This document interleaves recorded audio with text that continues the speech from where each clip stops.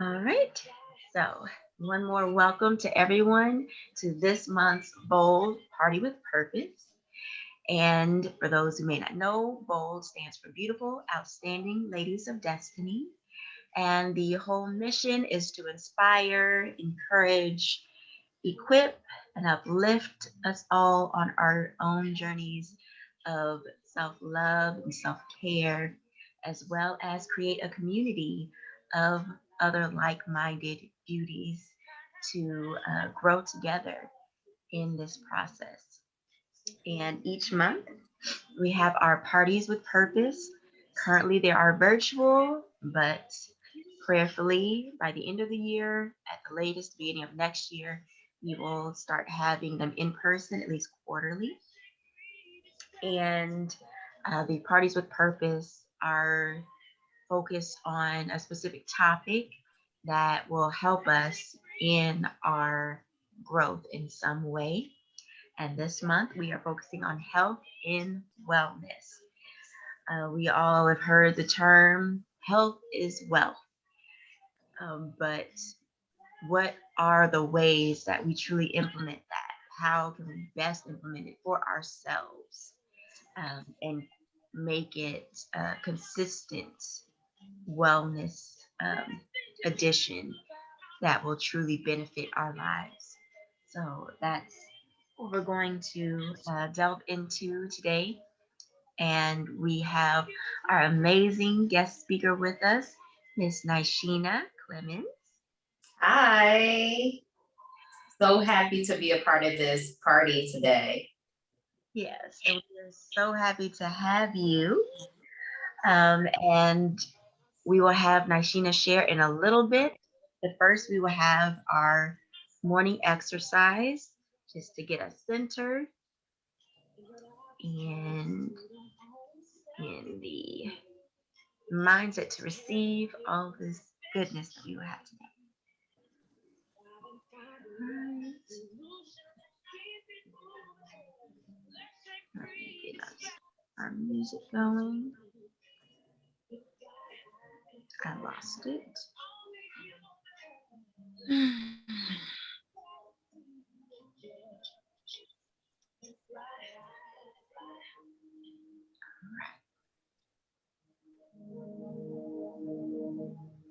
Can you all hear that? Yes. Okay. Yes. All right. Perfect. Okay. So we'll start out with our breathing. I ask that you sit up and either close your eyes, or if you're not comfortable with that, focus on one spot.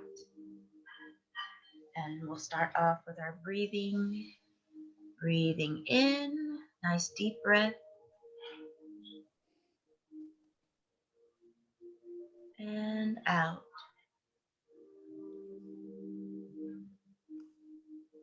And again, in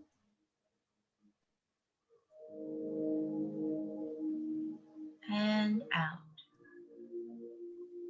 And that's breathing in through the nose, out through the mouth. One more time, nice deep breath in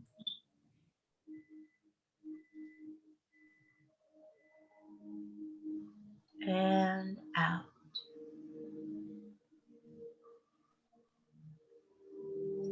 And this time we're going to hold the breath. Deep breath in, hold,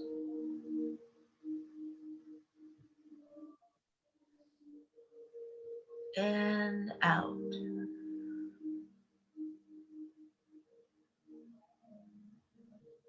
And again, deep breath in,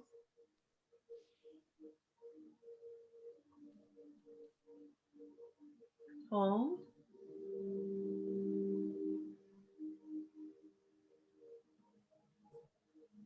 and out.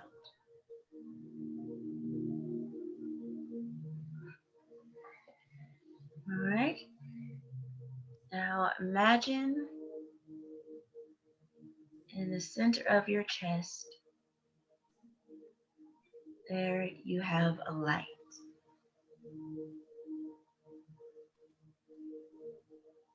What does that light look like? How bright is it? Feel the warmth of that light radiating within you.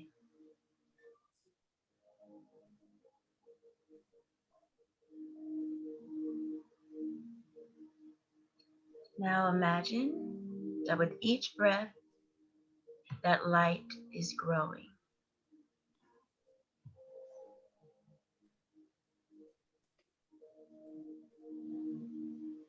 Each breath in, the light is growing within you. And with each breath out, any darkness or negativity is dissipating.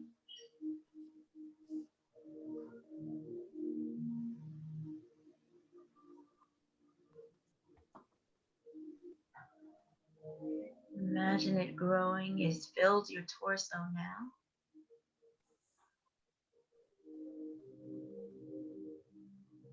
With each breath, it continues to extend.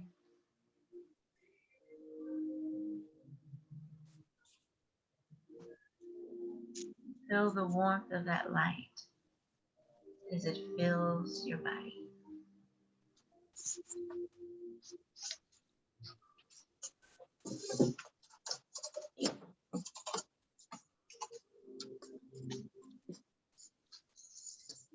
Imagine it filling through your arms and your legs. Grandmama Mike. She's not coming. Oh, she ain't coming. No.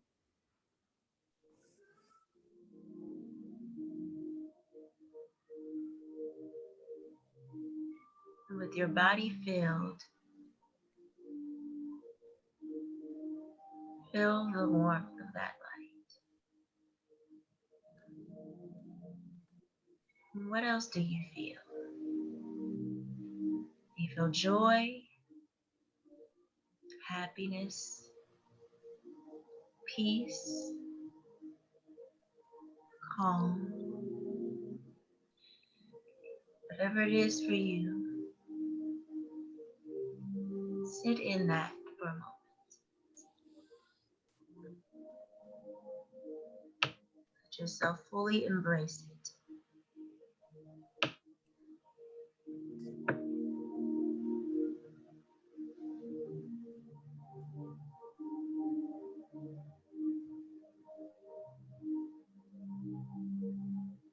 As you are feeling that, we'll take a few more breaths. Deep breath in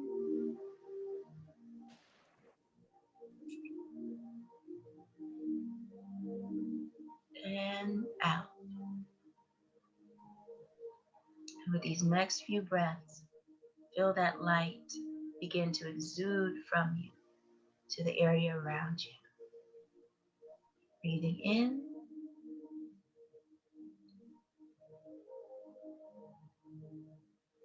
and out.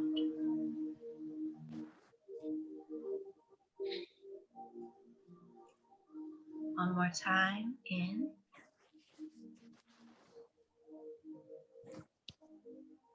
With this exhale, really feel it exuding from you. Out.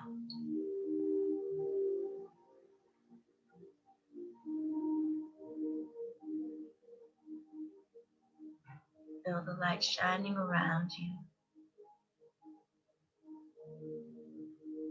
And receive this. You are loved and you are loved. You are purposeful and you are purposed. You are a child of the King, therefore you are a queen. Boldness exudes from you.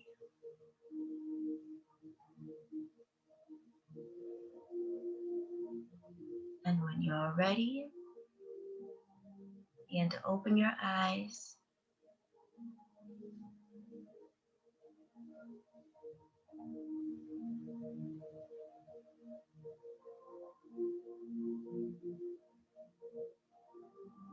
Right.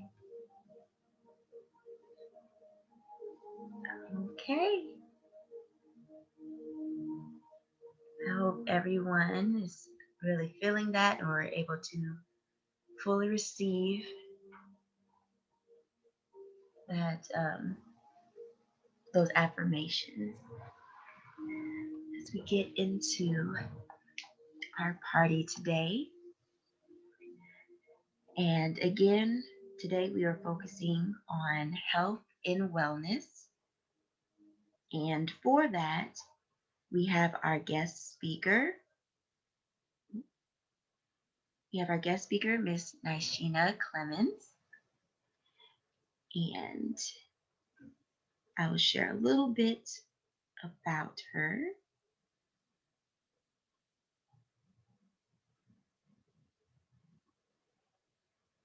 Okay, so Nisheena Clemons has had a passion to encourage and strengthen the lives of people since she was a teenager. She served in leadership with various organizations, both in high school and college, that helped uplift marginalized groups. She worked in various school districts in New Jersey and New York, serving at risk populations through operations and program management before she made roots in Atlanta, Georgia. After moving to Georgia, she decided to utilize her leadership and advocacy skills to help underserved populations in the state. In 2019, she started an organization now known as Phoenix Rise Wellness, a nonprofit whose mission is to help women develop self awareness and healthy self care practices through fitness, nutrition, and mental health. Through Phoenix Rise Wellness, she is able to host workshops that create a safe space for women experiencing trauma to be vulnerable, which allows them to focus on self empowerment in the areas of vision setting, fitness, beauty, wellness, and overall self mastery. Through this organization, she has helped over 100 women thrive in their lives spiritually, emotionally, and physically. When she's not working on improving the lives of women with Phoenix Rise Wellness, she volunteers with the Avondale Alliance of Racial Justice at the Community Building and Anti-Racism Education Coordinator, as the Community Building and Anti-Racial Education Coordinator, and the Local Business Alliance, and an activist organization coordinator. She serves in both capacities to bring community leaders, police, business owners, residents, and visitors together to inclusively eradicate systemic and overt racism in DeKalb County and the state of Georgia.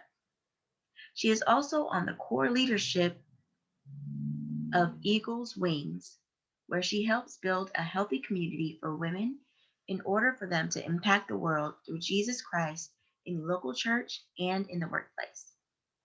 Prior to this, she served at Eagle's Nest Church, where she was the toddler curriculum specialist. This position allowed her to create curricula that taught the world of God to toddlers ages, taught the word of God to toddlers ages 18 months old to 5 years old. She also served on the Head Start and Early Head Start Policy Council at Sheltering Arms to create opportunities for children ages 0 to 5 years old in Metro Atlanta to get a quality education regardless of their family's income. So, as you can see, Nisheena is a wealth of knowledge and experience, and we are so blessed and happy to have her with us today. And without further ado, Nisheena, please feel free to share. Okay, can you guys hear me? Yes. Awesome. I am so excited to be part of this party. It's really a passion of mine, really, to help women and adolescent girls just to know who they are in Christ, and to have them be the best version of themselves, and to encourage them to continue to be the best version of themselves. So I do that through Phoenix Rise Wellness. I started this organization at a very rough phase in my life. And this organization really helped me to mentor and to help women who were living in a homeless shelter in Atlanta just thrive and know that their circumstances doesn't make them who they are. So even though they were experiencing homelessness, that doesn't make them a homeless person. So through that, we did vision board parties, we did beauty pampering parties, we did a fitness party, we did a nutrition party as well. And this was just to allow them to know that because they're in that state doesn't mean that they can't practice self-care. A lot of people think that self-care means that you have to spend thousands of dollars at the spa or to get mani and pedis, but self-care could be as simple as taking a bath or taking a shower with eucalyptus oil, just steaming in the air. So that is the goal of this organization. So right now I'm going to do a brief 15-minute workout. I know you might be thinking like, oh, I don't have any equipment, that's fine. We're gonna use our bodies and we're gonna make sure we're gonna have fun with it. A lot of people don't like working out because they think it's strenuous, they think it's hard, but it doesn't have to be hard, it could be fun. One of the things I loved to do before the pandemic started was to do Zumba. And Zumba is a lot of fun. You know, you're dancing, you're listening to music, and those are two of my favorite things to do. And I was able to work out. I burned about 500 calories in one Zumba class. So just because you're having fun doesn't mean that you aren't working out. So I want this to be fun. I don't have any music because I want you to kind of hear what I'm saying as well. But I'm just going to be talking throughout. So we're going to do a quick warm up, and then we're going to do a HIIT type workout. So HIIT workout means high intensity interval training. So that means that you're doing a move for a period of time and then you're stopping for a period of time. So this HIIT workout that we're doing is going to be a high-low one. So we're going to be up doing stuff and then down doing stuff.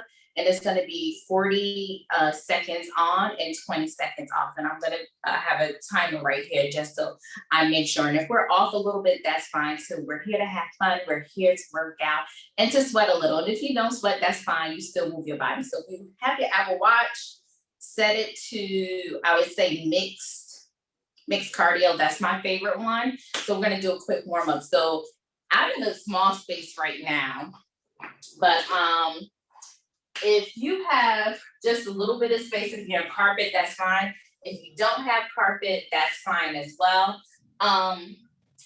And we're just going to begin. I have my yoga mat out. You don't have to have a yoga mat. I have a very small space at home. I'm in an office space right now, but I have a very small space at home. So I love to do low impact workouts because you're not jumping, you're not disturbing the neighbors. So we're going to start off with the warm up, and I have it all written down right here. We're going to do lat raise to frontal raise to calf raise. So I know that's a lot of things that I just threw at you right now. So you're going to I'm going to show you, and then we're going to do it for 30 seconds. So you bring your arms up, and whenever you bring your arms up, you're going to stand on your tippy toes, basically. And then when you bring your arms down, you're going to stand flat to the floor. So you're going to do this. Breathe in, and then push down through the front. And then we're going to push up through the front, stand in tippy toes. And then you bring your hands down and your body down. So we're going to do that 2 more times. That will be 30 seconds. Bring it up to the side, stand on your toes. And as you are pushing down, release your body and make sure you're breathing as well. So I know a lot of us, gonna stand up, we tend to not breathe when we're exercising, and it actually makes the exercises more hard. You're gonna push out to the side. All right, so we're gonna do something called Hug and Love. I got that from a guy on YouTube. His name is Millionaire Hoy. He's awesome. So if you want to follow his workouts, that's awesome too. So Hug and Love is just you're hugging yourself, kicking your feet out, and then you bring your hands up. cross body, then up. Cross body, and up. Cross body. And this is just to warm you up. You never want to start a workout without warming up because you can really strain your muscles. The warm up is to really elongate your muscles and get your muscles warmed and prepared to do training. So either you're doing aerobics, dance, you want to do a brief warm up, at least 3 to 5 minutes. Okay, now we're gonna do something called a butt kick sweep. So we're not gonna do butt kicks because you might be in an apartment. So you kick your feet up all the way up and you're gonna sweep back. I don't know if you guys can see me. I think that's better. So sweep up, sweep up. And this really works your arms and your quads. So I'm gonna do this for 15 more seconds. And then we're gonna do a high knee march. Okay. All right, high knee march. We're gonna sweep, gonna put our hands up, lift this leg up, and then bring it down, and then up, down, and then move a little faster. And make sure you're not rounding your back like this. Make sure your hip is up to like a 90-degree angle.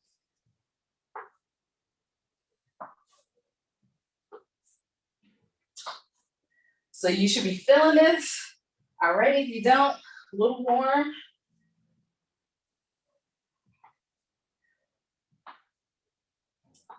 Ten more seconds here. And then we're gonna do something called a knee roll. This is for people who have issues with knees to kind of warm it up. Okay, so knee roll. So you're gonna bend, when you bend, make sure you're not hunching over. You wanna keep your ears and your chest and your hips at an angle, right? So we're gonna put our knees, we're gonna bend our knees slightly, put our hands on our knees, and just circle. So we're gonna do 15 seconds going counterclockwise, and then 15 seconds going clockwise. All right, 3, 2, 1, and reverse.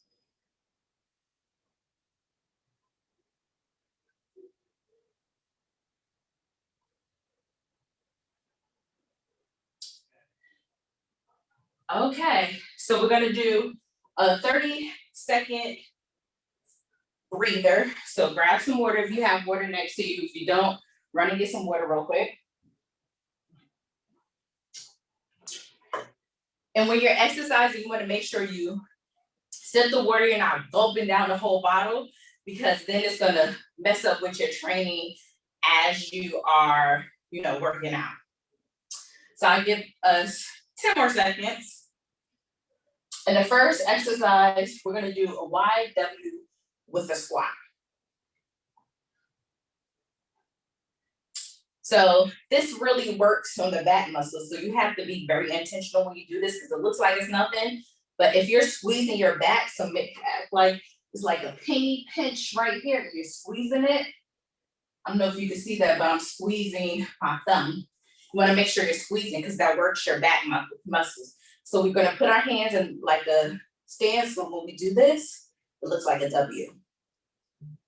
So we're doing a W. We're lifting up, and then we're squatting back.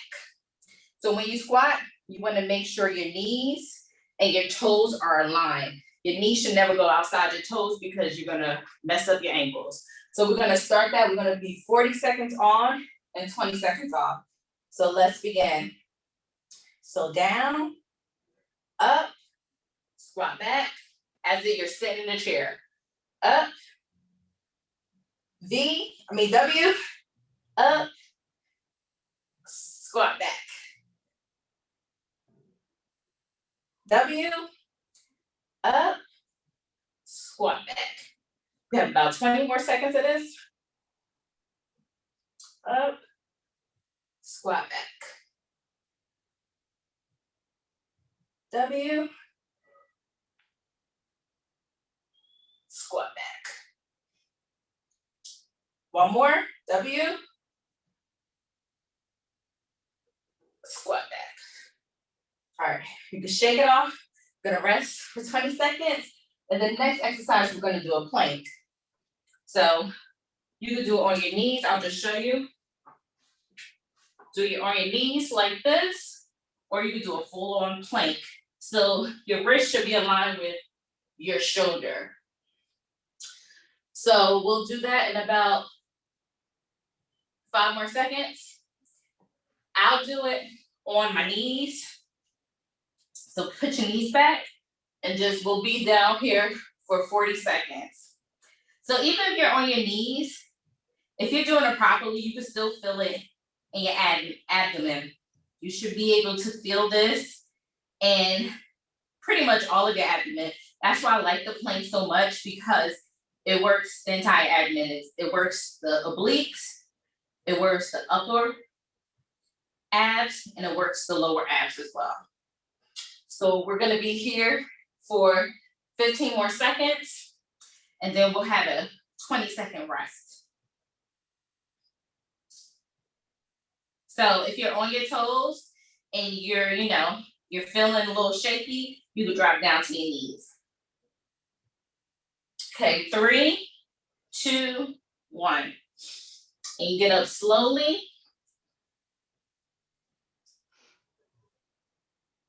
And then next, we're gonna do a squat walk. So go to the back of the room if you're in the back of the room.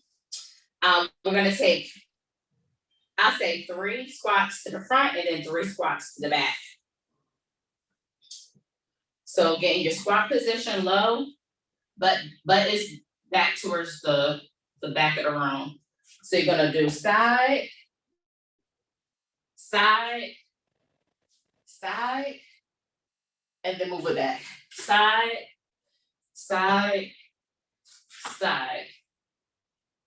And then you go to front, side, side, side, and move it back. Side, side, side. We're gonna do one more front and then one more back. So you should really feel this in your quads.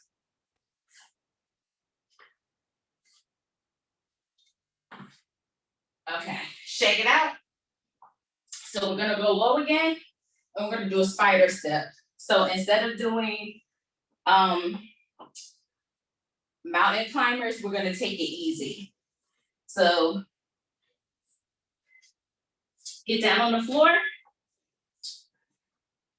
If you can't do plank position, that's fine. You can either do like this, step, and then step the other foot. Or if you need to take it to your knees, just step, back on your knees. Step, back on your knees. So we're gonna do that for 40 seconds.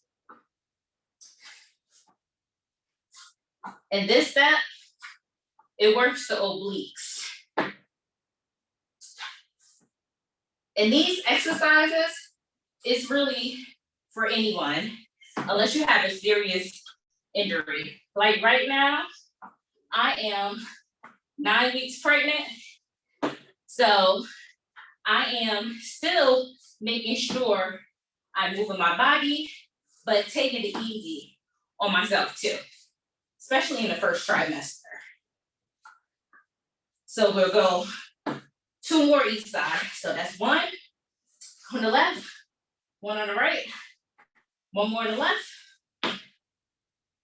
and then 1 more on the right. Okay, drop down to your knees and take a little breather. We got 20 seconds. Okay.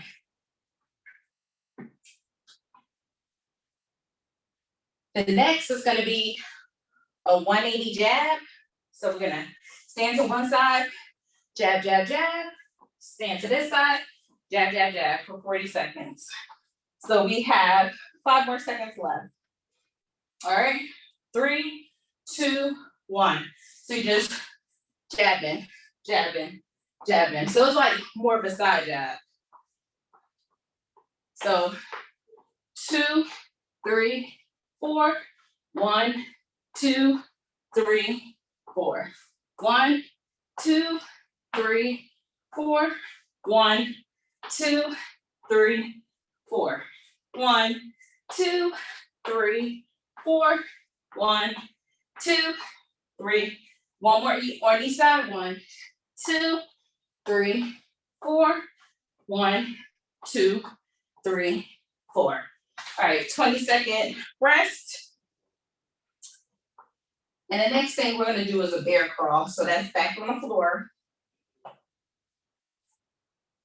And your body is actually working, even though these are low impact exercises, your body's actually working harder because of the constant up and down.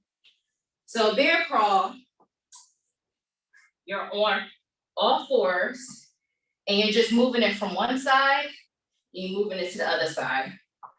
So you have to elevate yourself just a tad bit. So you should be like an inch or two off the ground and you're moving to the side.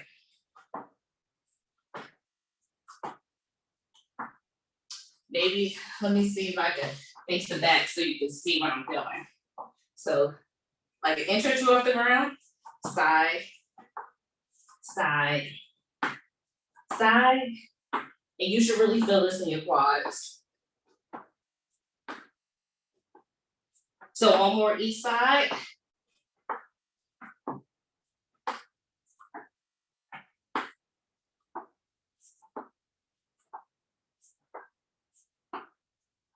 Okay, I have a 20-second rest.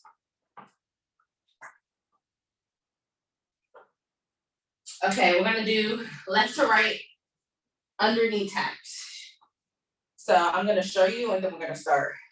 So basically you're gonna do under your knee and then strike your knee. And we're gonna do that the other side.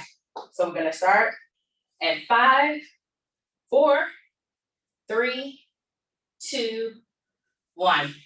1, 2, 3, 4, and then take this. 1, 2, 3, 4. And keep this foot up. 1, 2, 3, 4. Now we'll do the left. 1, 2, 3, 4. Now we're going under with the same foot. 2, 3, 4. 1, 2, 3, 4. Last one. 1, 2, 3, 4. 1, 2, 3, 4. Now we have a 20-second rest. And now we're gonna do the exercise I love to hate, a push-up. You could do a regular push-up from your toes, or you could do a modified push-up. I'm probably gonna do a modified one, because I'm definitely out of breath right now, so.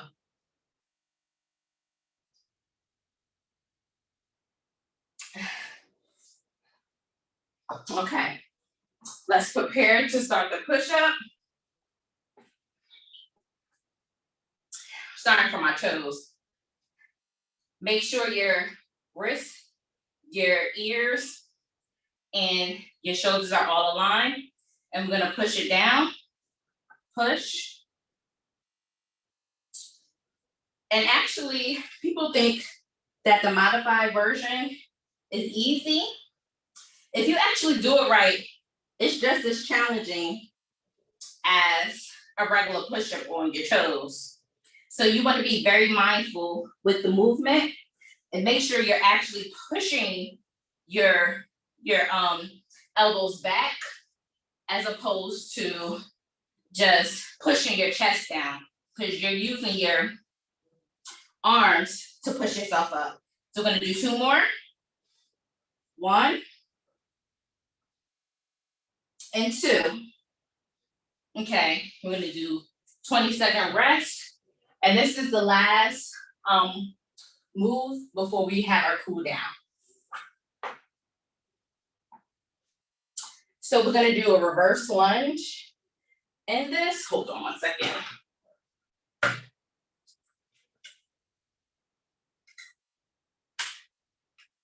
Okay, we're gonna do a reverse lunge.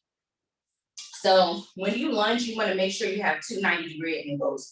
So two 90-degree angles means this is 90 degrees in the front and the back is a 90-degree. So it should look like this. And then you push up from your butt and then you go back. And make sure you're kind of diagonal too, because it works the butt muscle a little bit more. So don't droop over, just stand tall, but stand diagonal instead of standing all the way up. So I'm gonna do that for 40 seconds. And then I'm gonna rest and have it cool down.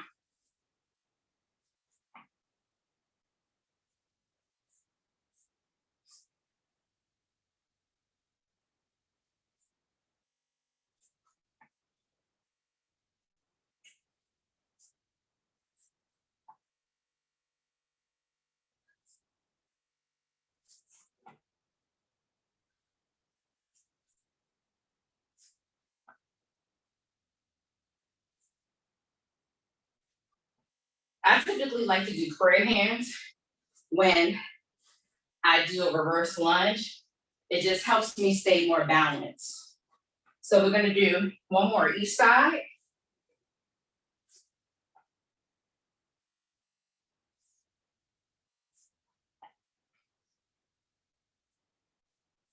Okay, we made it. So now it's the cool down. So the cool down is as important as the warm up because you're allowing yourself, your heart rate to kind of lower. I know my heart rate is 145, so that's a lot with a low impact workout. So we're gonna cool down, so we're gonna step side to side. So you never wanna cool down just abruptly. You wanna make sure you're allowing your body to really just relax. So side to side, and take your hands, take it to the back. So don't put, I mean, if you're flexible, you can do it up here, but back here is just as fine.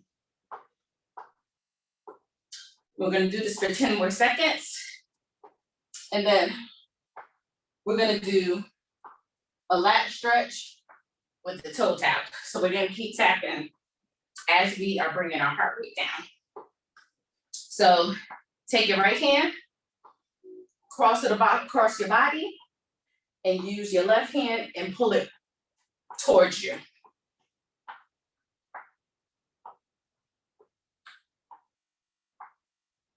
So right now your heart rate should be lowering. And let's switch sides.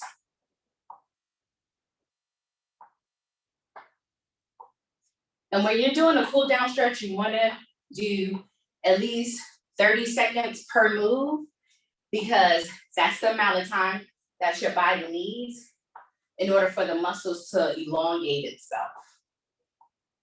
So we're gonna stay here for 10 more seconds, and then we're gonna do a quad stretch. So you use a chair, you could use the wall, or you could use your body weight. So if you have really good balance, you can stand still now because your heart rate should be decreased. Okay, I'm gonna show you on the wall. So you hold one hand to your wall, and the opposite leg, you pull it up. So you're pulling your heel towards your butt, and you're leaning forward slightly. So I'll show you without the wall. So like this. And with this, you need a little bit of balance.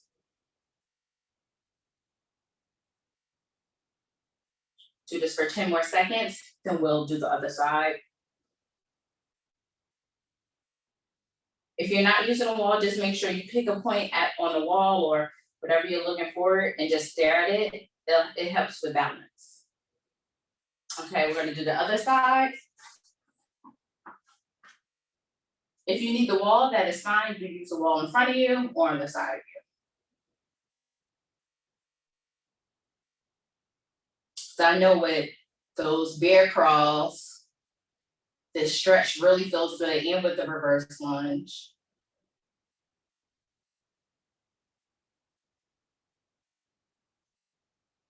So we're gonna stay here for 10 more seconds. And make sure as you're stretching, you're breathing. So do the belly breathing that we did earlier today. Breathe in through your nose and out through your mouth. That helps with the heart rate too. Okay, last stretch we're gonna do on each side. So we're gonna take our right leg, heel out, toe up, and stretch forward. Don't round your back, kind of keep it central.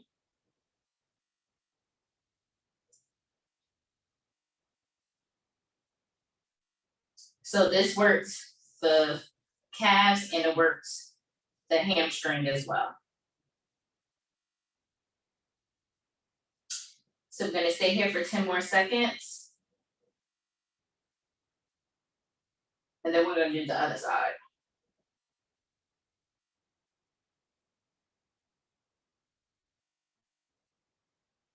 Okay, let's stand up, rise up slowly, and let's do the other side. Heel out, toe up, and push your butt back. And hold on to your toe.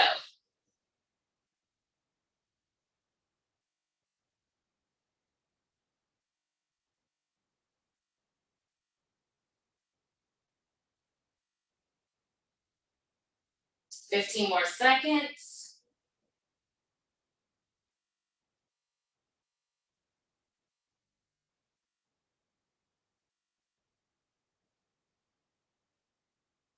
Okay, and just lift yourself up slowly. And we are done.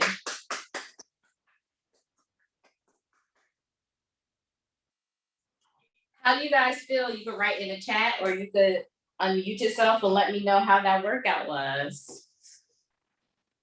That was great. Thank you. I was already gonna work out this morning while being on this call, and so when you started talking about, I was like, oh, I already got my mat. I'm outside. I'm ready. So this is great. Thank you. Good. I'm happy you enjoyed it. I'm looking at my watch and we burned almost 100 calories, and that was what, 20 minutes? So doing something, even if it's low impact, it can still be impactful. 10 minutes, 20 minutes, 30 minutes a day can really change the trajectory of your life. It elongates your muscles, it makes you feel great because exercising produces endorphins, and I love to be happy. So if you are feeling in the mood or whatever, and you're like, wow, I need a little pick me up, work out. You look at the space I have. It's not that much space, but I was able to do a couple moves, and that's why I just love the body, because your body could do amazing things, and you don't need equipment. If you want equipment, kudos. I mean, I use equipment, I go to the gym, but if you are in a space where it's like, I need 20 minutes to just work out, to just feel good, you could just go to YouTube, or if you subscribe to like a channel, follow their workouts, and they have low impact, so you could do it outside, or if you're in your house or it's wintertime or whatever, you can still do it inside and still get a benefit from it. So thank you so much. I know you we wanted to do some Q&A, so I'm not sure if you wanted to start that now or. Yes, definitely. We can go ahead and start that now. But first, I must say congratulations. I didn't know Thank you you. were pregnant. Thank It's you. beautiful. I'm so happy for you and the journey ahead, and many blessings on a happy and healthy pregnancy and birth. Thank you. And put that out there.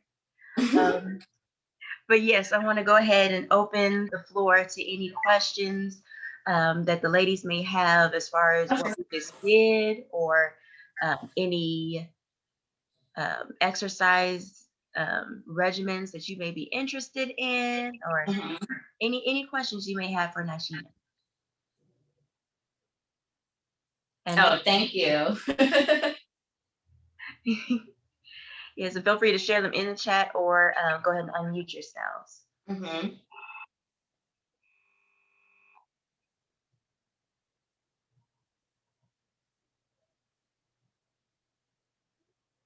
Can you all hear me? Mhm. Yes, okay. My computer started making some noises for a second. Okay. So does anyone have any questions?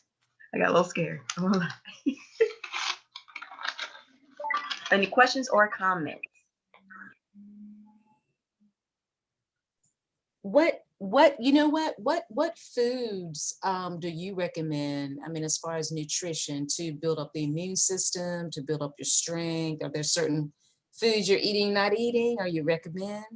Well, right now my regimen has to change because I'm pregnant. So a lot of things that I really did, I'm kind of modifying. But one of the things I would say is fruits and vegetables. That's the first thing, right? I know I'm not really a big vegetable person. So one of the things I have done this summer is so I can make sure I have the nutrients for me and my baby is to take a cup of spinach, put some amazing watermelon spears inside of it, mix it with some water and just a splash of apple juice, and make like Oh, a green juice. So okay. you could add a banana to make it more of a smoothie and some ice to make it more of a smoothie. But I like the juice better because it's just easier just to drink. And the spinach is not broken down so much that you don't get the health benefits of it. So I like that I still see, the specks of spinach in it, and I know I'm still getting the nutritional value. One of the other things I really love is Greek salad. Greek salads are amazing to me. I love olives because of the saltiness. They have the feta cheese and they have the tomatoes and the onions. I really like that too. So you really have to see what you like and modify it. I'm in Atlanta area and they have this place called Tassili Raw Reality, and I am in love with their kale salads. They're kale salads. So I have a kale wrap, and that really helps me out too. I switch out the soy mayonnaise because I'm trying not to have too much soy.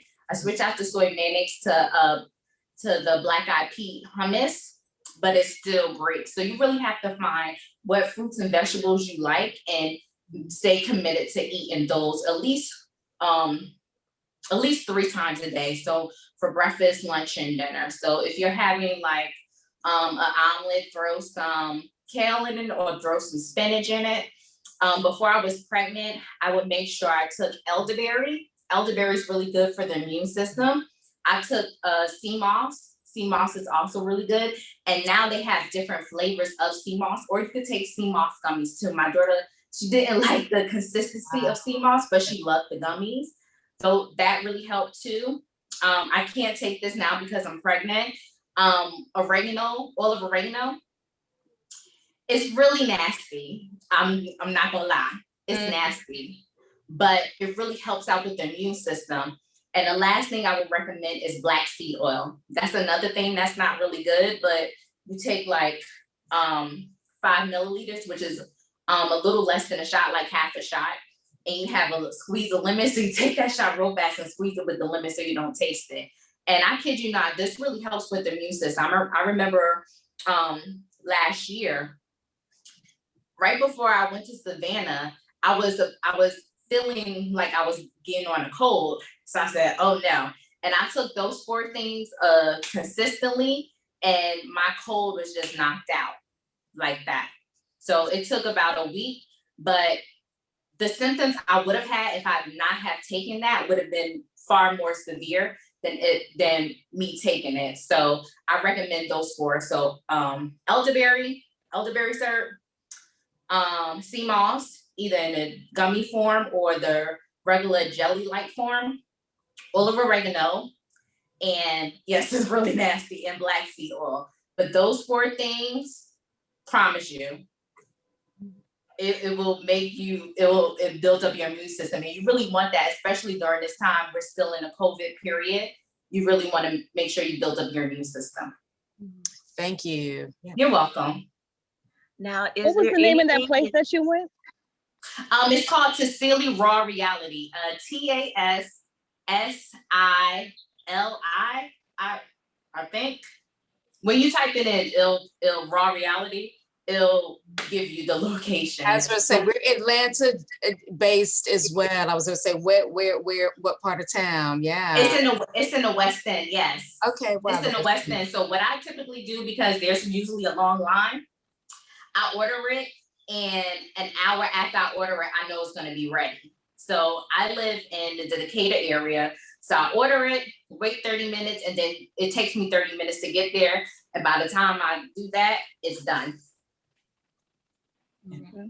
So yeah, that really helps you. And their wraps, I get the half wraps, and it takes me not a couple days, but I know I can only half a wrap at a time. So it really lasts. So if you get the full wrap, it'll last you a couple days. So that's another way to get, fruits and veggies into your system if you're not really a fan of it. Making juices, and also creating meals that you like and incorporating those fruits and vegetables in it. And the I forget the name of it. The second to last thing that you mentioned for the immune system that is really nasty. Oil of oregano. Oh yes. Is there anything you can take with that to help with the taste? I mean, you could drink some orange juice right afterwards, but have you ever had oregano on your pizza? Mm-hmm. It's just like the taste. It's not that it's really nasty. It's more so that it's strong and it burns your insides. It's kind of like, how, like, this back in the day when I used to drink vodka a lot, it burns like your chest. Okay. So, and sometimes when you belch, you can still taste the oregano. So I don't really mind the taste of oregano, so it's not that bad. But yeah, make sure you have like a lime or some orange juice right next to you to kind of wean off the taste of it. Oil of oregano, black seed oil, they're really strong. Got you. Mm-hmm. And then Loretta asked about the black seed oil. Where do you get yours?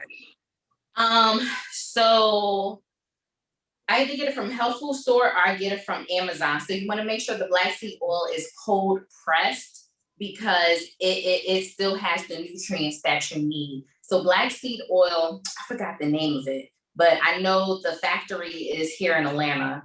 It's cold pressed black seed oil.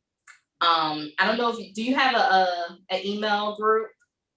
Yes, I with the replay, I include any links or anything shared. Okay, I'll make sure that I put the links that I use for oil of oregano is pretty standard. Black seed oil, the black seed oil, you want to really make sure that you get the cold pressed one, and the elderberry one too. The elderberry syrup, I even give it to my daughter. It doesn't have any sugar in it, and she loves the taste of it. So I'll give you those 2 links as well. Okay. Mm-hmm. And I You're welcome. try to do a smoothie each day. Can you add elderberry to your smoothies? Yeah, you can. You can pretty much add anything to your smoothie. I wouldn't recommend adding the black seed oil. Your smoothie won't taste good. But elderberry, because it is a fruit, it's a berry. It doesn't taste nasty. It somewhat tastes like cranberry juice a little bit without the sugar. So yes, you could add it into your smoothie. So I would say take no more than 5 milliliters a day. Okay, gotcha. Mm-hmm. All right, awesome. And I have a few more questions, but I want to double check if the ladies have any other questions as of right now. I have one. How do you feel about like supplements? I love supplements because, like, again, I don't like eating vegetables. So supplements are really good. Like, well, of course, I take a prenatal vitamin right now. But even before I was pregnant, I still took prenatal vitamins because they have more nutrients than regular vitamins. I like taking plant-based vitamins because you can take the vitamins without eating anything, and it's not as harsh on your stomach as other forms of vitamins. However, plant-based vitamins are a little bit more expensive than the ones you get from your grocery store. So it's kind of like a give and take. Do you want to spend your money on vitamins, or do you want to spend your money at the doctor's? So I'm all about taking vitamins, taking omega-3, definitely taking that now with my DHAs. And all the supplements I mentioned before, you know, like the elderberry oil, oregano, all the other stuff. It is really beneficial. So I'm all for taking supplements because if you're not getting a balanced diet, it's really important that you still get those nutrients. Awesome. And what do you think of the, what do you call them, like the green powder that you can put in your smoothies? Um, they're okay, but it's nothing like having the raw vegetable inside your smoothie. Like what I used to do, I did used to drink the green powder, but I made sure that I put spinach in it or kale in it. You really want to make sure you're getting the nutrients from the raw vegetable, which is why I like to put in a smoothie, put in juice, whatever.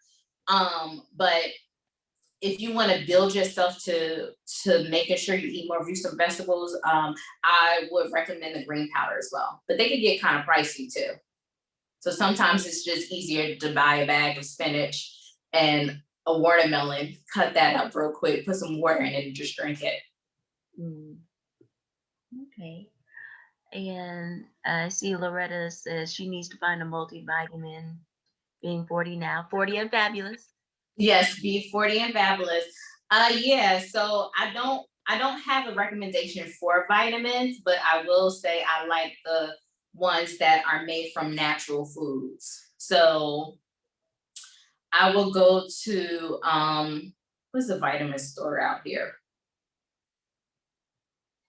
GNC, and talk to one of the workers and see if they have a vitamin that's based off of like plants and natural foods.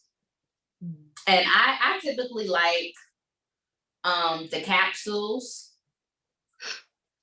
because the capsules, they have like it's easier for your body to break it down than having the what's the name of the other vitamins? The tablets. I don't really like the tablets because sometimes your body doesn't absorb all of it. So it's kind of a waste. I like the capsules because your body, once the gelatin is broken down, or the vegetable, the vegan capsule that they use, your body is absorbing all of the nutrients that it needs. Yeah, make sure if you do take a capsule, make sure it says vegan. Because you know the capsules are sometimes they made of gelatin, and that's, you know, a byproduct of work. But they do have those out there. I take Ritual. I don't know if you guys heard that. I have seen the ads on Facebook. So I just decided, hey, why not try it? And I'm glad I did. At first, I had to take it with food because before then I wasn't taking a multivitamin. But after that, my body got used to it. So just this morning, I drank my water, and then a few minutes later, I just took my 2 Ritual vitamins. They have one. Is it a multivitamin? Is it 40 plus? Don't quote me on that. I don't know. They have a women's vitamin. They have one prenatal, postnatal, I think, and then one women over a certain age. I don't know if it's over 40 or not, but I like their vitamins, and they have a membership. It's $35 a month. But you can stop the membership at any time. Okay. Awesome. Mm-hmm. The ritual, RITUAL. Yes. Ritual. Yes, they also, yes, they do have the teens and the men's, and they just started off with the kids as well. So yeah. Nice. All right. Thank you for that. Mm-hmm. And I have a couple more questions for you, Okay. more so centered on your journey and Mm-hmm. your experience. So, if you would, please share a little bit about your health and wellness journey and how you've gotten to where you are. My health and wellness journey started in 2012. Um, I just wanted to be healthier. At that time, I was in my 20s, so I just wanted a different lifestyle than what I was living now. My mom was diagnosed with breast cancer in 2008. I have a 2007, 2008, I believe. And because of that, that made me want to work out more, make sure I take care of my body, eat more vegetables and fruit and things of that nature. So it all started off with a computer and YouTube. Those were my best friends. I was able to find workout videos on there. At the time, I didn't have weights, so I would just use my body weights. And then from there, I started incorporating more weights into my program. Then fast forward to 2014, I joined the gym, and I love the gym now. I love the gym then back as well, because this was not like a franchise gym like a Planet Fitness or a LA Fitness. It was a local gym when I was living in New Jersey, and everyone was pretty much a family. So if you didn't come to the gym for like a week, people would hit you up on Facebook or Instagram like, hey, I haven't seen you. And I really love that accountability because it made me want to be better. When I moved down here, I kind of stopped. And I moved down here in 2015. I kind of stopped with the working out because I worked long hours at the time. I really didn't know anybody. I joined the gym, but didn't really utilize the gym. I was working out at LA Fitness, but it wasn't really a family-based type of gym. So I stopped doing that. And then got into a relationship, had my first child, and then I was going through a lot of different things. And then my daughter's father and I broke up. And I was just like, yeah, I can't do this anymore. I need to do something that's going to not only build my self-esteem, but also create a community again. So that's when I started doing Zumba at the Y. And it was just fantastic. Like I felt like I was really part of family. And some of these women I still talk to today. I love the Y, especially if you're a mom, because the Y has a child care center. So I go to the gym, my daughter could go and go to the gym with me, and I don't have to worry about her being in the wrong parents or anything like that. So that's why I really like the Y. And I know they have scholarships for people who make a certain amount. So that's one of the things you could do too, because the Y is all about, builds community and helping everybody, because they're a nonprofit as well. And they're a Christian-based organization. It started off as a Christian-based organization. So definitely look into the Y if you're looking for a low-cost gym and you don't have the funds for a full membership. Then after that, continue to work out at home. And I'm glad I did, because that's when the pandemic hit, I think like 2 months after that. And I was already in the mood of working out. So that's when I bought a lot of gym equipment right before the pandemic hit, because once the pandemic hit, you couldn't buy anything because everywhere was sold out. So I had kettlebells, I had weights, I had resistant bands. So that really helped me out too. So if you're at home, you don't feel like really going to the gym, or you don't want to buy weights, resistant bands and body weight bands are two things that I definitely recommend. And you can buy those at your local Walmart. You can buy those at on Amazon. They're really helpful. So a lot of the moves that we did, if you put a resistance band on, trust me, you'll feel the exercise twice as much, 3 times as much, because you're resisting your movement. So you're forcing yourself to move more than you would just using your own body weight. So that's an effective way to do that as well. And right before I found out I was pregnant, I decided, yes, definitely get those things.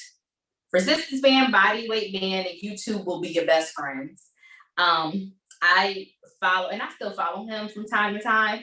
His name is Millionaire Hoy. So like the word millionaire, Hoy, H-O-Y. He's a really good trainer and I love his energy. And some of the moves we did, I took from him. Follow him. He has a YouTube page and he also has his own platform, not billionaire, millionaire with an M. I also follow Pop Sugar Fitness. They're really good too. And you know, right now I'm doing like the prenatal workouts. So they're helping me out too. If you have the money, definitely invest in a personal trainer, but invest in one who focuses on your whole wellness and not just your physical fitness, because I'm the type of person that if my mental isn't right, I'm not going to work out, or it's not going to be very effective. So you want to make sure that while you're working out, your mental is good too. So focus on journaling if that's your thing. You know, really be intentional when you're bathing, when you're taking a bath, when you're taking a shower. Even be intentional when you're eating, because I know a lot of us, we eat in front of the TV. Sometimes you got to turn the TV off, and when you're eating a nice, delicious meal, just savor it and just be present in the moment. That will really help your mental clarity, and your mental clarity helps you perform better in the gym. Oh, and this is another thing with the supplements. I was taking supplements. I'm getting a prenatal protein coming to my house soon. So I'll be taking that. But supplements I like as well. When I work out, I do BCAAs for women. I go to Ideal Fit. I really like their BCAAs because it doesn't taste chalky. It's a little bit sweet though, so you can add more water to it. I also like taking protein between 30 minutes to an hour after I work out, because that's when my body absorbs the most protein. So those are 2 supplements that I really like to take. I don't like to take pre-workouts because a lot of them have caffeine in it, and caffeine makes me jittery, so I don't like doing that. But if you don't mind caffeine, excuse me, pre-workouts work as well. Now, what's a pre-workout? Is it a supplement, or is it? It's a supplement. So a pre-workout supplement helps energize your body. So it has caffeine in it, and it really prepares your body to work out, so you can perform better as you're working out. Okay. All right. Great to know. Great to know. Mm-hmm. Okay. And I feel like you've kind of touched on it a little bit, but if you would expound some more on how you feel that your health journey has affected or impacted your self-care. Mm-hmm. So I think your health journey is one part of it. A lot of people are like, oh, I want to build muscle, I want to tone up.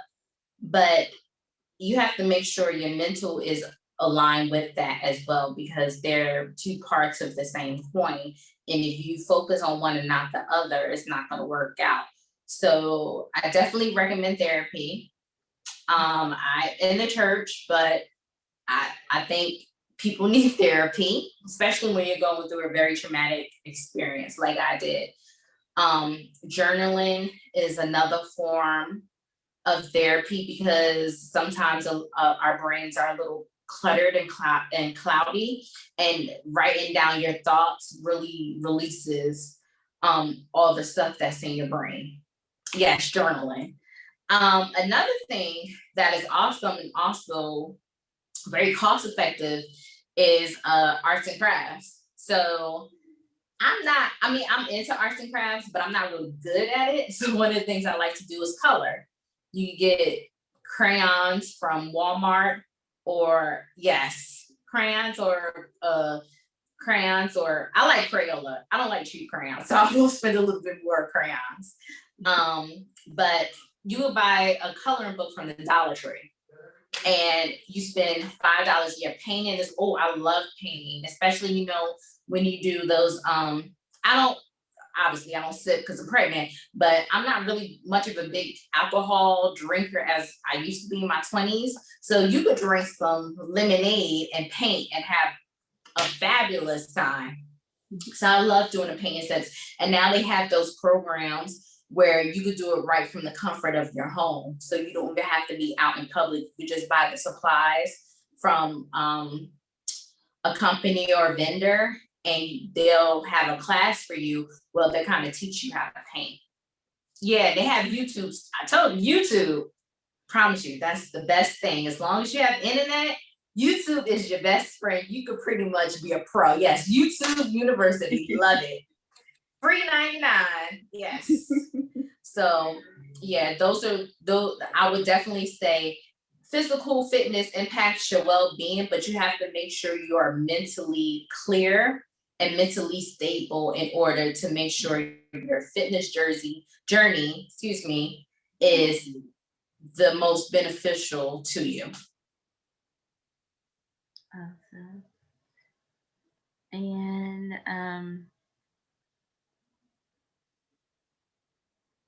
I guess the next couple of questions I have are more so focused on getting into health and wellness in general.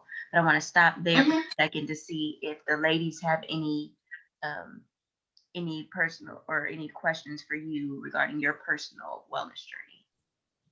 Okay. Just lift this up right there. I was just going to commend you on, I believe I've heard you say that you're also in a better mental place. Yes. This child, and I just want to say I thank you for sharing that, and because I know that I just encourage any of the other ladies. I was married, I'm divorced, and now never had any children, but having conversations with my mom and understanding from doctors how important your mental emotional health is when you're having a baby. Because my mom, she was pregnant with my brother, and 1 year younger than me, going through a very tumultuous, volatile time, which is why his temperament is so he can be sweet, but he can go off, and he's, and be so volatile. But she said, yeah, this is what I was going through at the time. So I understand what emotionally, what therapy he needs and all of that. And so thank you. It is so important to get to that calming place and Yes. breathe and not let that infect the emotional health of your child, because your mental health and wealth is also transferring into them. Yeah. That's definitely true. Like at the time I was with my daughter's father when I was pregnant with her, and it wasn't the best situation. So I noticed that a lot of the stuff I kind of had to backtrack in order to fix the problem. And it's good that she's young now. She's only 4, so I'm able to kind of correct some of the stuff that happened in her when she was in the womb and her early years of life. So I'm making sure that what I learned in therapy, I translate it into a way that she can understand it too. Like for instance, she was getting bullied at school. One of the boys at her daycare said that she wasn't very smart. And she just kept saying it. She said, Mommy, he said I wasn't smart. He said I wasn't smart. And I told her, I said, what do you think about yourself? And she was like, he said, I said, I don't care what he said. I want to know what you think about yourself. And she said, I think I'm smart. And I said, that's all that matters. It doesn't matter what other people think about you. It's what you think of yourself. And I said, everyone says you're smart. Everyone says you're kind and you're nice and you're brave. And that's what matters. And then I had a conversation with the boy's mom. So he will be apologizing to her on Monday morning. I love it. I love it because that was what I was going to ask you. I was going to ask you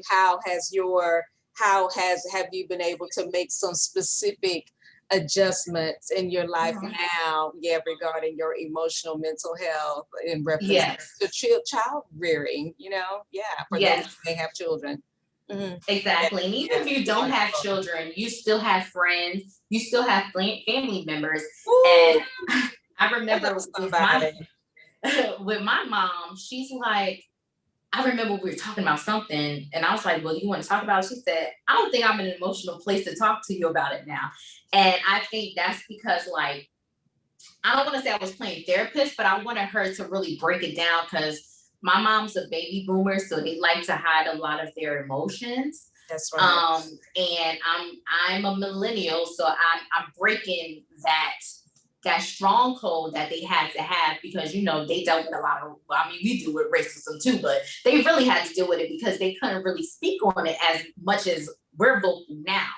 And a lot of just different things. So my best friend and I, we're really advocates on therapy. We're advocates on making sure your mental well-being is intact. And even to the point where I'm going to be doing a talk about this in September, talking about workplace trauma. Back in January, I took a leap of faith and I quit my job because it was a very, very toxic environment and it wasn't conducive to me being a wife or me being a mother. And I said, I would rather take less pay and figure it out and trust God than to be in a place where I'm mistreated and abused. Because workplace trauma, we always think that we have to deal with it and we don't. Now we're in a pandemic, we realize like we don't have to take this. And it's always a blessing in trauma and disastrous things. And the pandemic was a very traumatic experience for everybody. But it also brought out a lot of stuff that can be useful today, like working out at home, talking to friends and family more, just having more time for yourself, having more time to God's word to be true. Whatever Satan or whoever meant for evil, he will flip the script and turn around, make it for good for those who love the Lord and come to this purpose. So it's like, okay, wait, Lord, you serious? That scripture is true. What? Yeah. So that's very important. Yes. Genesis 50:20 and Romans 8:28. Those are two of my favorite scriptures. Good stuff. Thank you. You're welcome. And let's see.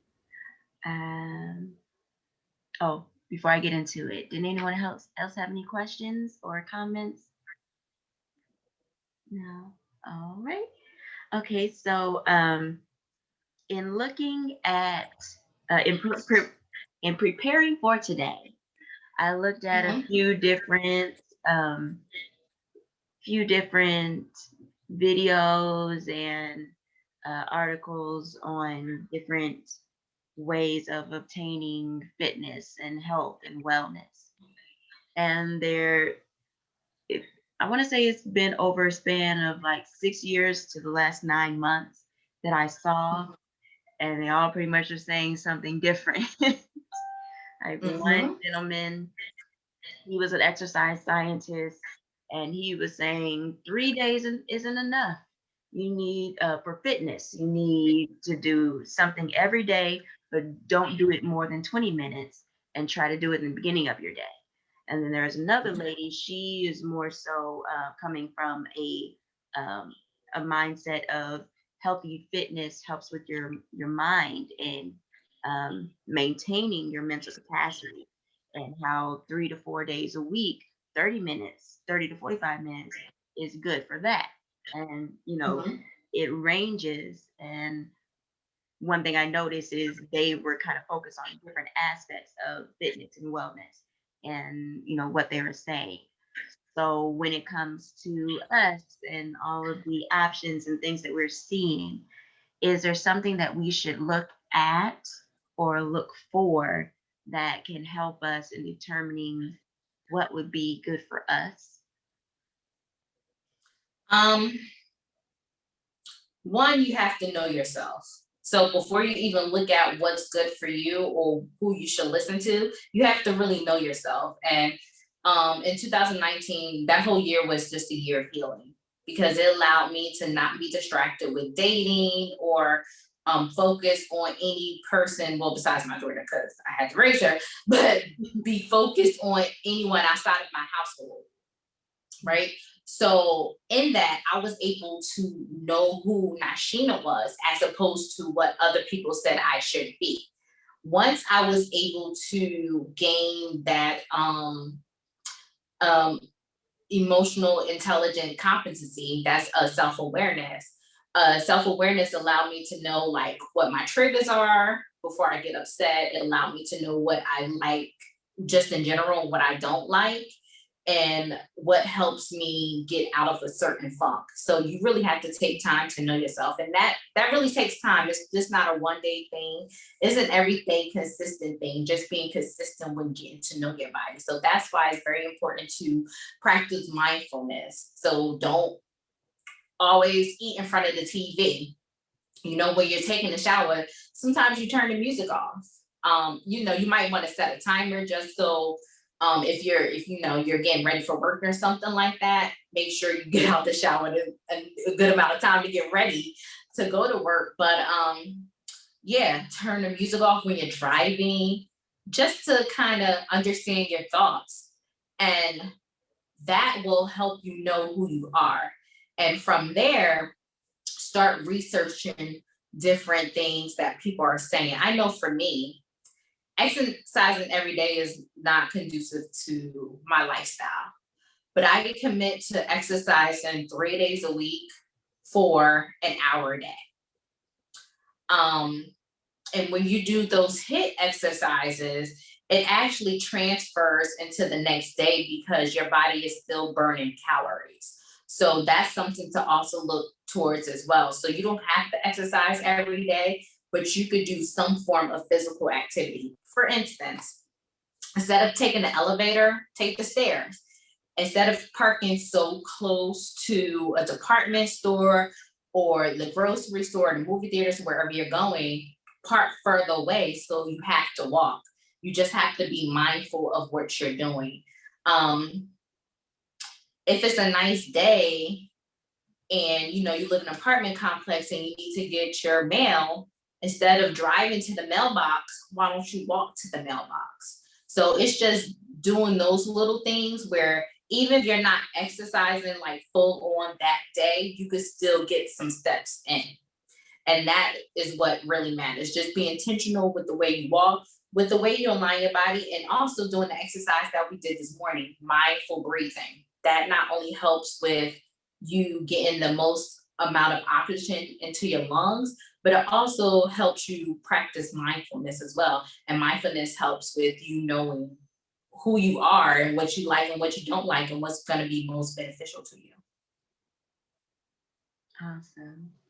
Mhm. Okay. And I think the last question I have for you here is is there or are there common unhealthy habits um, that you see people having, um, I guess, regularly that negatively affect us or women in particular on our wellness journey? Yes. I'm gonna take it back to the mental. I'm sorry. I know this is physical health, but like I said, if you're not mentally sound, no matter what you do physical, you will still be unhealthy. I know a trainer. She said she was in the best shape of her life, but she was depressed and she just didn't feel right.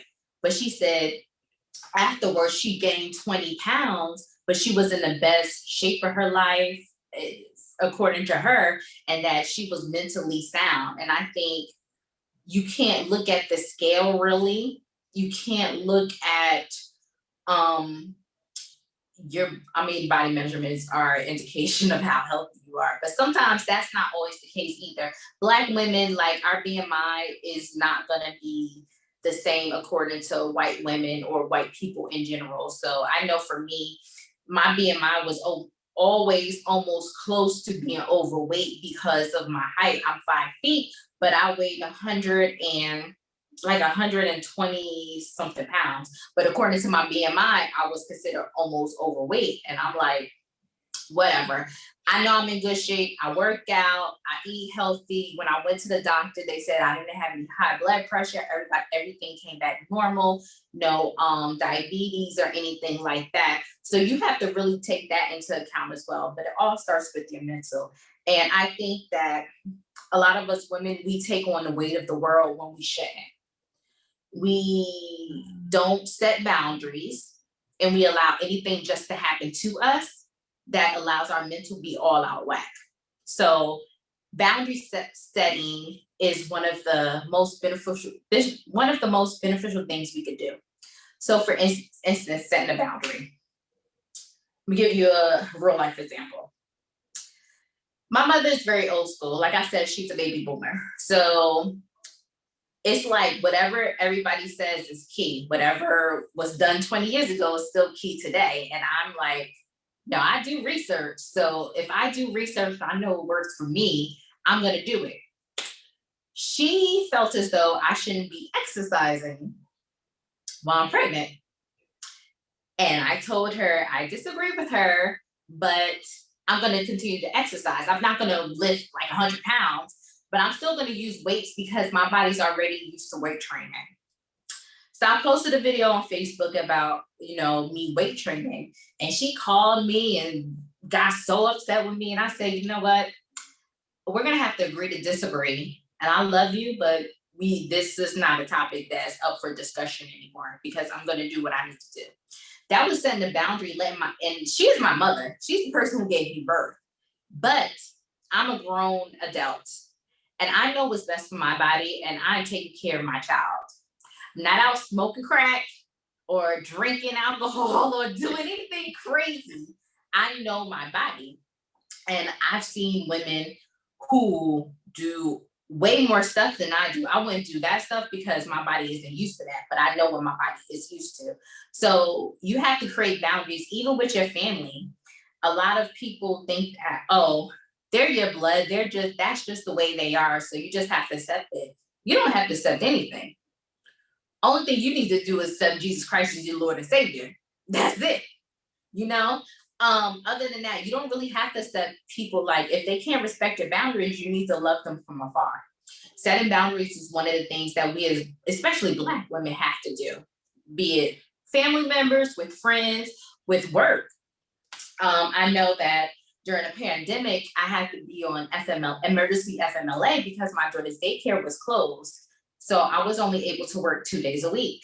And the other 3 days I didn't work, but I got 2/3 my pay. So I'm like, all right. So I worked my 2 days a week.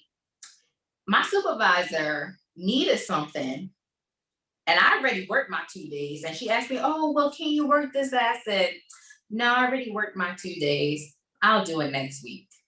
And you have to set those boundaries. And a lot of Black women are scared, like, oh, what if I lose my job? Or you need to start documenting yourself. They have laws, they have labor laws, they have things that will help you out. We can't take on the burden of everyone. We have to allow people to, and even as friends, we have to allow friends to go through stuff without taking on their burden.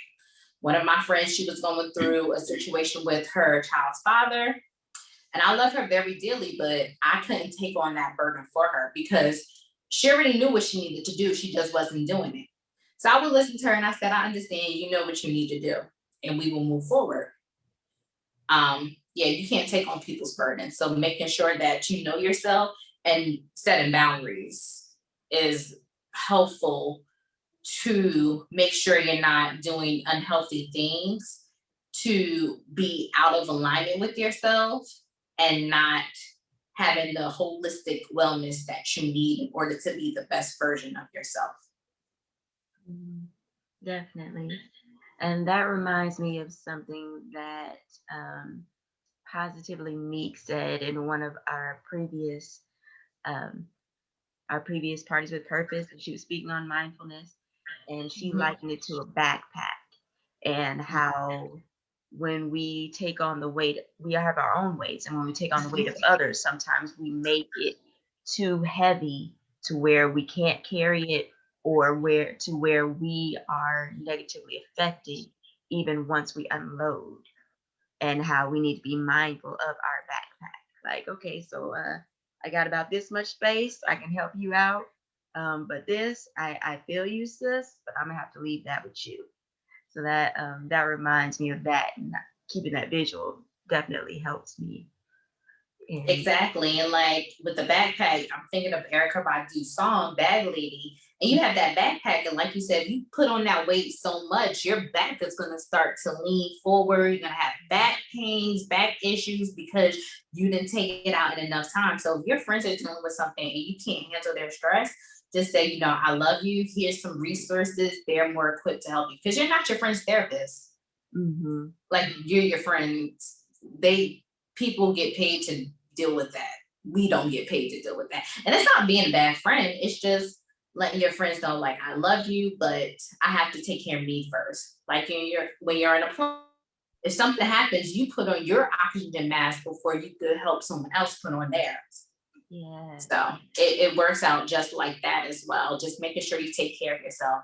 Practicing self-care. I have my shirt, self-care is healing. Practicing self-care is not selfish. It's making sure you're the best version of yourself so you can fulfill God's purpose for your life. Absolutely. And in that state is when you are most effective in helping others as well. Mm-hmm. Mm-hmm. Mm-hmm. Awesome. All right. I want to open the floor again to any questions or comments from the ladies.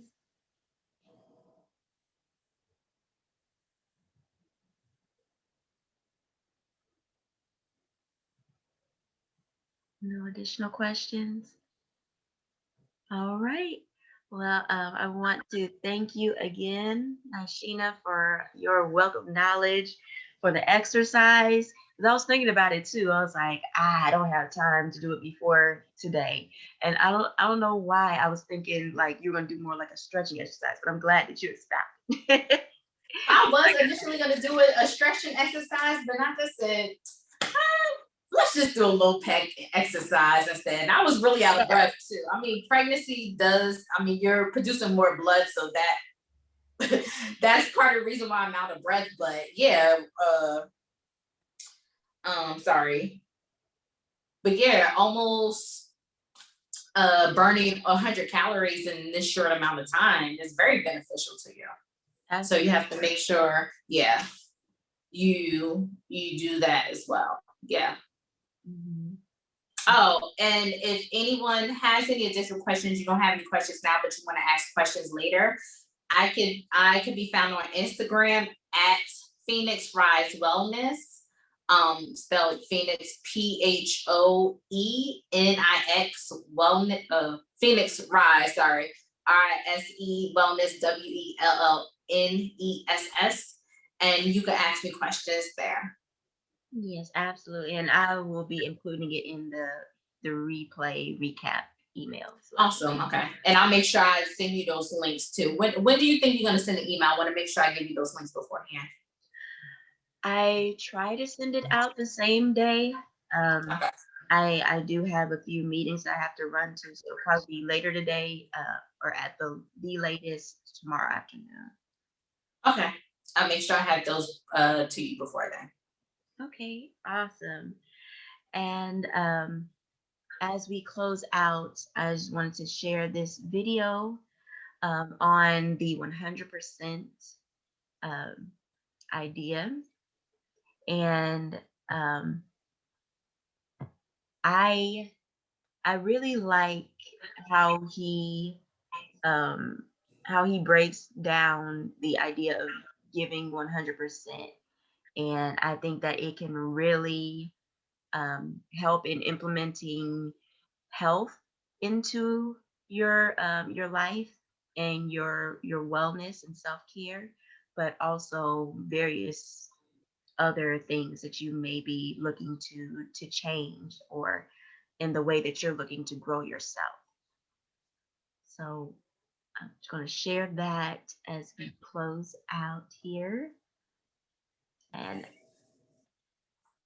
that one's about 15 minutes. Yeah.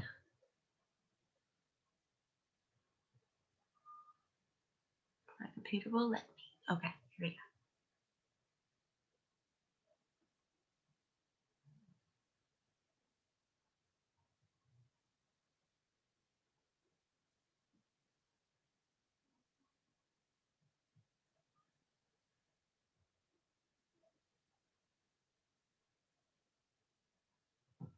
Okay.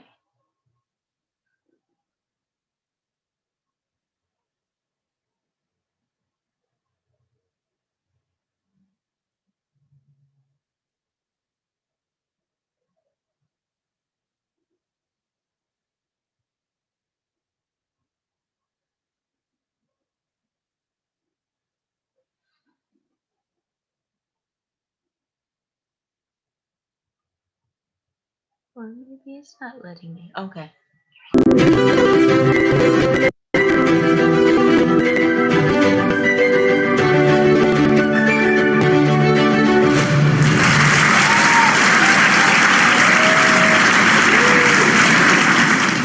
This is my friend right here. His name is Tom Hartman. Tom is over 400 pounds, just barely got divorced, has very little confidence of what we're just talking about, and he has a very persistent brother. His brother has been trying to convince him for a few years to come to a motivational conference, actually by a person named Zig Ziglar, and this is a couple decades ago. After a lot of prodding, Tom finally gets convinced, and he goes to this Zig Ziglar motivational conference, and he is not comfortable in that environment. It's the last place he wants to be. He's around all sorts of people who are motivated, all sorts of people who are excited. He sees this guy up on stage, cheering, rah-rahing, and he's just very uncomfortable. And he's very resistant, actually, to what's being taught. But over time, just listening over the first 90 minutes, Zig is up there teaching about self-image, about how you see yourself, and about how most people view themselves in a very powerless way. They have a very negative story about themselves, and how your story about who you are and how you see yourself is generally a direct correlation with how you perform in the world. How you see yourself is how you act. And he was listening to these ideas, and he was hearing about how Zig was talking about how it's important to go from powerlessness to powerful, where you see yourself not from your current circumstances, but from the circumstances that you hope to have. And a lot of his shells got broken down during those first 90 minutes. And actually, after the first session, he asked his brother, he said, "Is it all right if we go and buy some of the tapes that are in the back?" Because there was tapes that he could buy near the end. And he couldn't afford it, he had no money. He was pretty much out of a job, just got divorced. His whole life was kind of in shambles. And his brother really liked the idea of him getting these tapes, and so his brother got him the tapes. After the conference, he ended up listening for 5 hours that day, 7 hours the next day, and ended up listening for over and over and over. He was listening to these things on repeat, essentially rewiring his belief system. There's a really good idea that your input shapes your outlook, and your outlook shapes your behavior. And so he was changing his input. Rather than listening to the radio or rather than listening to things that were kind of low energy, low level, he was just listening to stuff that was completely retraining him to see himself differently. Because of this input, he decided to do something very bold. And the bold behavior that he did ultimately led him to having a peak experience. And that peak experience altered his identity. And there's a lot of really interesting science behind the bold behavior that he did. So ultimately what happened was, after about a week of this conference, he got the idea that he wanted to go and buy some suits. He bought 2 very nice fitted suits. He actually had to put a down payment on these suits of over $700. And he had them fitted. Obviously, he couldn't have them fitted on himself, but he bought 2 smaller suits. And the person selling the suits said, "Tom, who are you buying these for?" And he said, "Well, I'm buying them for myself." And the guy who was selling the suits had to hold back the laugh because he just couldn't believe it. You know, Tom was still over 400 pounds at the time. But what's very interesting about this behavior is that Tom was investing money into his future identity. He was not investing money into his current identity. And he was actually saying, in a very real way with his words, what he was going to do. There's a few things that are very powerful about this. Number one is that the story that he was telling to the clerk was a story based on his future, whereas all of the stories he had previously been telling people were based on his past. He was explaining himself in former conversations, this is why I am the way I am. Now his story was, this is who I'm going to be. And there's a lot of really interesting science behind the idea of spending money on your goals. So for the last 4 or 5 years, I've been getting my PhD in organizational psychology, and one of the research studies that I did was studying the difference between wannabe entrepreneurs and actual entrepreneurs, people who had been successful. And I asked them a bunch of questions, trying to figure out what is the difference between these two populations. And one of the questions that I asked the wannabe entrepreneurs and the actual entrepreneurs was, have you ever had a point of no return experience? And almost all of the wannabe entrepreneurs said no. A lot of them hinted to the idea that they hope to have that experience one day. Almost all of the entrepreneurs said yes. And not only were they entrepreneurs, I asked lots of authors, professional people at all scales, and they all said, yes, I've had them, and at multiple stages have I had a point of no return experience. So my follow-up question was, well, what happened after that experience? And actually, I was interested firstly in what was that experience? What was the point of no return? What created that shift? Then my next question was, what happened after? But I was kind of surprised. What often created a point of no return experience was making a financial investment in the goal. So I interviewed like a 17-year-old entrepreneur, for example, and his point of no return experience was when he and his friend, they were both seniors in high school, when they put their money together, their savings, they invested $10,000 into a huge shipment of shoes because they wanted to sell shoes. And he said his point of no return was first when they spent the money, but second, when a huge truck came and offloaded basically a mountain of shoes. He said he realized that at that point he couldn't go back. He couldn't give the shoes back. He had this mountain of shoes now completely filling his garage, and basically at that moment, his identity shifted. He said at that moment he realized that he was running a company, that he was leading a company, and from that moment forward, he acted from that leadership role. So he put himself in essentially a position where he had to move forward. That's why it was a point of no return, because in a lot of ways, he couldn't actually go back. He couldn't actually give the shoes back, but what was more important about the point of no return for this 17-year-old and for Tom Hartman was that there was an identity shift. There's a really good quote from Oliver Wendell Holmes, and he says, "A mind stretched by a new experience can never go back to its former dimensions."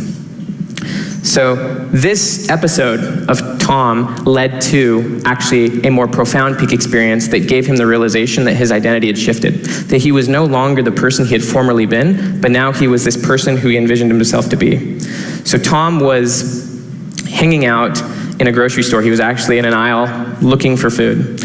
And a 4-year-old girl walked by with her mom, and the 4-year-old girl said, "Mom, look, there's a fat man." And Tom swung around, and he looked because he wasn't sure who the girl was talking about, and he realized that there was no one else on the aisle. And it very quickly kicked in, this girl is talking about me. And he just started laughing.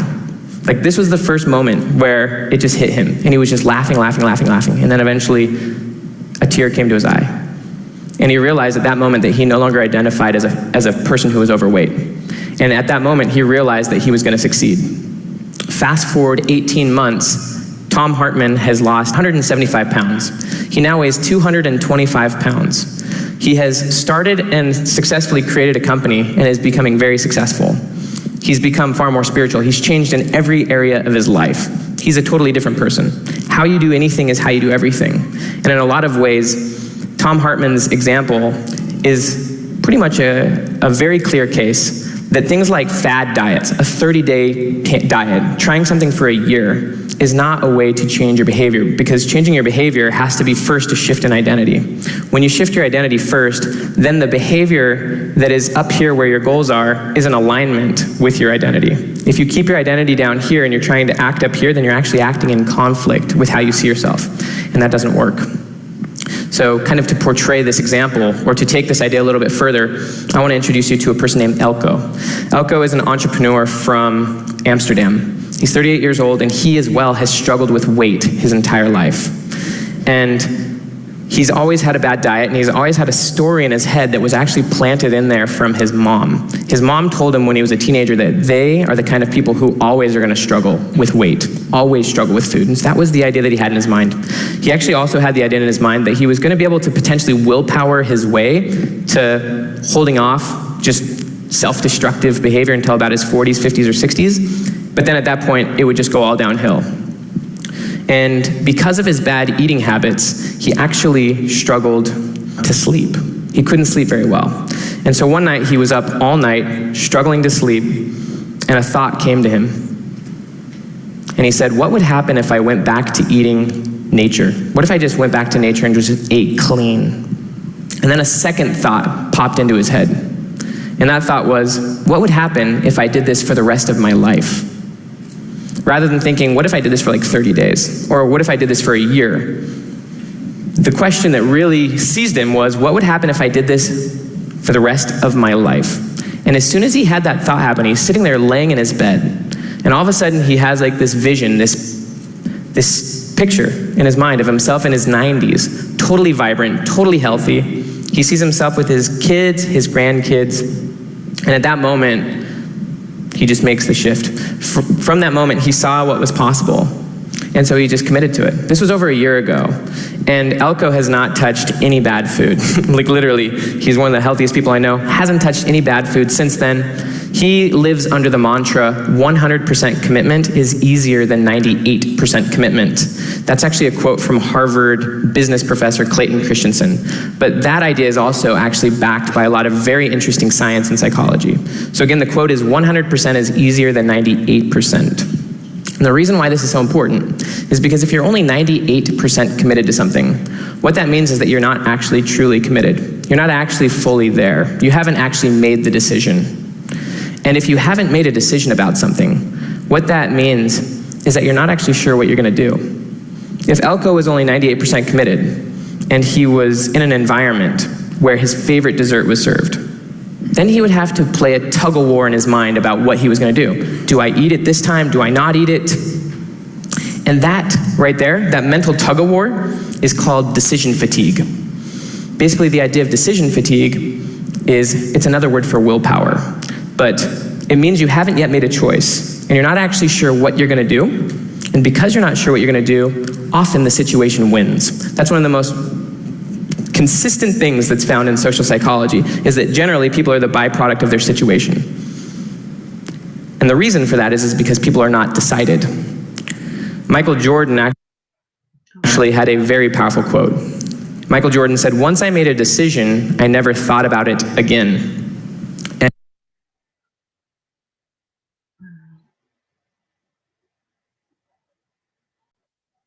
So I wanted to go ahead and stop there. I will put the link for the entire video in the recap, because it is a really good video. But I just wanted to share that 100% idea, that 100% commitment is better and easier than committing partially.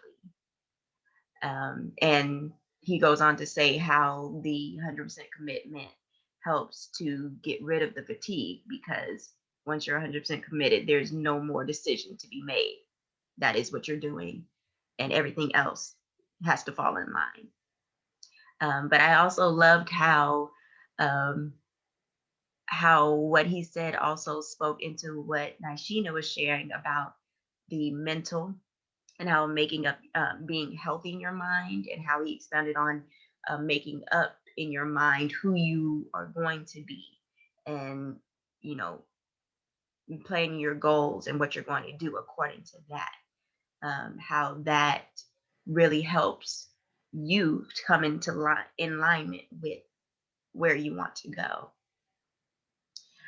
So I wanted to end on that note, and well, actually, I want to open it up to Nisheena if you want to have any closing words for the ladies. Sure. The best advice that I could really give you is just to be in agreement with yourself. When you're out of agreement with yourself, you tend to put on more things, and things that are going to weigh you down, like the bag, right? Like the book bag full of stuff that's not even yours to begin with. So make sure you're in agreement with yourself. If you don't feel something, if you don't want to do something, don't do it. I'm not talking about exercising, but I'm talking about just mentally. So if you are committed to go to this event, but you're just feeling like, I really don't think I should be going to this, you really need to listen to yourself. A lot of times we really don't listen to ourselves, and we put ourselves in bad predicaments because we're not in agreement with ourselves. So that's one of the things that I want you guys to really do, just to make sure that you are being mindful, that you know who you are, and to always be in agreement with yourself. I love that. Well, on that note, we will go ahead and close out. Of course, I want to open it up to any prayer requests before I pray us out. The only prayer request I have is one that you say you was going to pray for anyway, just a safe and healthy pregnancy, and just to have a wonderful experience with my new bundle of joy. Yes, definitely. Right. Any others?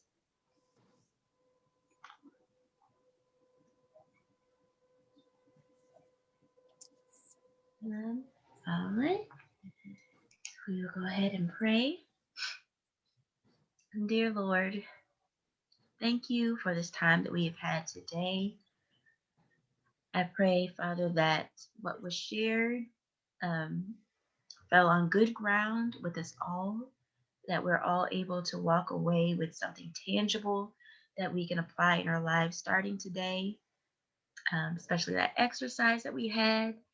And Lord, as we work to have healthy lives, physically, mentally, emotionally, spiritually, we ask that you would guide us in the best form for ourselves.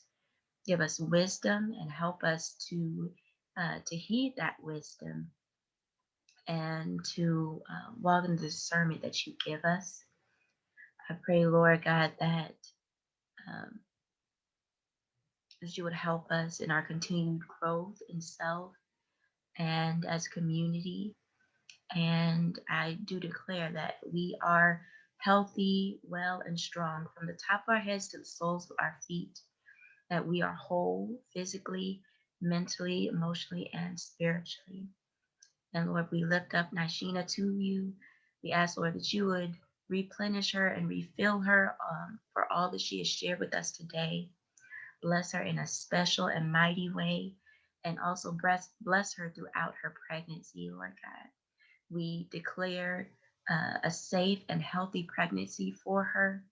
We thank you, Lord God, that you are giving her the wisdom and what she needs to do through her pregnancy, as well as through her birth. Surround her with the right people, the right resources, that she will have a smooth and peaceful birthing process, and also continue to give her the wisdom in raising her new bundle of joy, her and her husband, in raising her new bundle of joy as well as her daughter, that they will grow up and be leaders amongst men, that they will be strong mentally, spiritually, emotionally, and that they will be the lights walking in purpose that you have called them to be.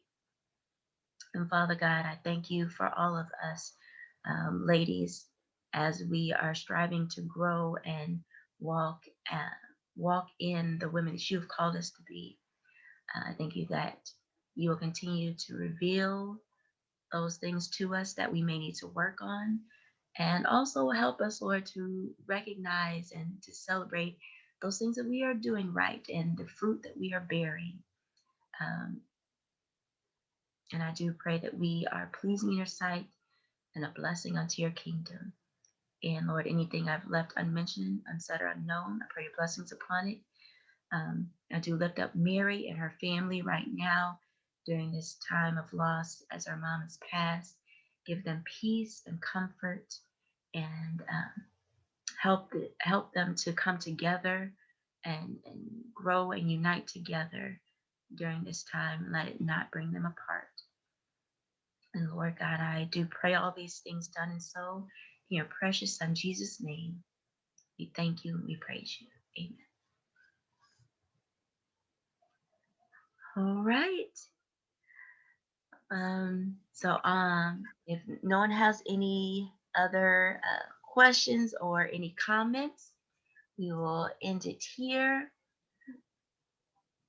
As always, thank you all for your time. And the replay, recap, and all of the resources will be available either later this evening or tomorrow afternoon.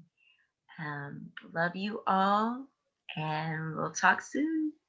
Have a great rest of your day. Have a great weekend, everybody. Thank you so much. Bye, ladies. Enjoy the rest of your day. Amazing information. Thank you Yes. enough, Nisheena. Thank you. Again. Yes. Bye-bye, y'all. Bye. Bye. Bye.